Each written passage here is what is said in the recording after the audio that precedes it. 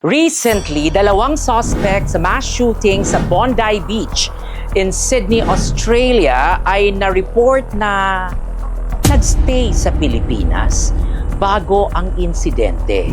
Agad lumabas sa ilang foreign media ang claim na ang bansa daw ay posibleng ISIS training hotspot. Walang konkretong ebidensya na sila ay sumailalim ng training na ito, sabi ng gobyerno. Pero hindi ang usapin ay kung anong label ang ipapatong sa atin, kundi kung paano natin nalalaman ang nangyayari sa loob ng sariling teritoryo. Hindi raw tayo ISIS training ground, sabi ng Malacanang. Fine, let's accept that at face value. Pero kung ganon, bakit parang hindi sapat ang alam ng Estado sa galaw ng mga taong pumasok at nag-ikot sa bansa? Kung wala namang training, dapat alam natin kung anong ginawa nila dito. Intelligence is not about denying headlines.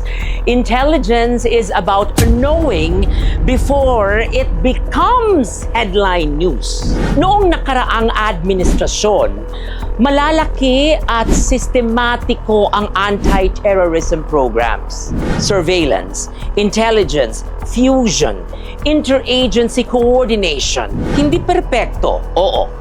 Pero malinaw ang prioridad.